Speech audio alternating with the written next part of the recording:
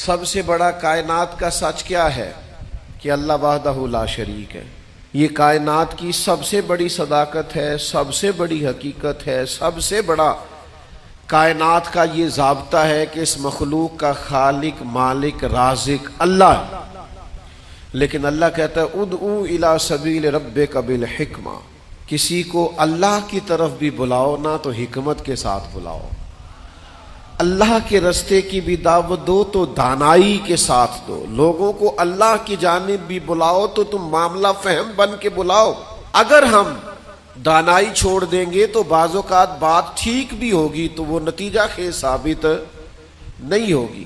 وہ کسی نے کہا تھا بات اگرچہ بے سلیقہ ہو کلیم، پر بات کرنے کو سلیقہ چاہیے۔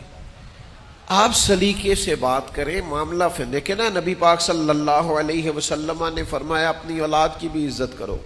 حضور کے مناسب میں سے ہے دانائی سکھانا، اپنی اولاد کو بھی اکرام سے پکارو، آپ ان کا نام بھی اچھے لہجے سے پکاریں، ان کے لیے بھی آپ کے لب و لہجے میں مٹھاس ہونی چاہیے۔ لیکن ہمارے ہاں یہ ہوتا ہے کہ بہت ساری جلد بازی، بہت ساری طبیعت کا الجھاؤ، بے چینی، بے قراری، ہر چیز کو سختی سے ٹھیک کرنے کی کوشش کرنا۔ ہوتی ہیں بعض چیزیں بھی سختی سے ٹھیک، لیکن ساری چیزیں سختی سے ٹھیک نہیں ہوتی۔ آپ نہایت معاملہ فہمی کے ساتھ، نہایت تدبر کے ساتھ حضور لوگوں کو دین کی طرف بلاتے تو بڑے کمال انداز میں سرکار دعوت دیتے، اللہ کا پیغام دیتے تو اس میں اتنی مٹھاس ہوتی کہ دلوں میں بات گھر کر جاتی۔ کچھ لوگ کہتے ہیں جی، وہ ان کا اپنا فلسفہ ہے، کہتے ہیں جی میں چونکہ سچا ہوں اس لیے کڑوا ہوں، میں چونکہ سچ بولتا ہوں تو سچ کڑوا ہوتا ہے تو لہذا اس لیے میں لوگوں کو اچھا نہیں لگتا۔ تو میں ان سے کہا کرتا ہوں بھائی سچ نہیں کڑوا، آپ کا لہجہ کڑوا ہے۔ کائنات میں سب سے زیادہ سچ مدینے والے محبوب نے بولا ہے، اور اتنا میٹھا کر کے بولا ہے، اتنا پیارا کر کے بولا ہے کہ حضور سچ بولتے جاتے تھے اور سچ دلوں میں اترتا چلا جاتا تھا۔ سچ بولے لیکن خوبصورتی سے، لیکن محبت سے، لیکن دانائی سے۔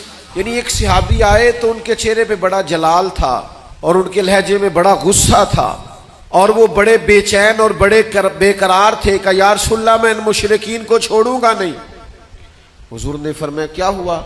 یا رسول اللہ وہ آپ کا نام بگاڑ بگاڑ کے لیتے ہیں، وہ بگاڑ کے نام لیتے ہیں اس لیے کہ وہ کہتے ہیں اگر ہم محمد مان لیں تو محمد صلی اللہ تعالی علیہ وسلم کا تو مان ہے جس کی بار بار تعریف کی جائے، تو وہ نام بگاڑ کے لیتے ہیں، اور نام بگاڑ بگاڑ کے آپ کو برا بھلا کہتے ہیں۔ تو سرکار مسکرائے، فرمایا پتہ نہیں وہ کس کو برا بھلا کہتے ہیں، پتہ نہیں وہ کس کا نام بگاڑتے ہیں، مجھے تو اللہ نے محمد بنا کے بھیجا ہے۔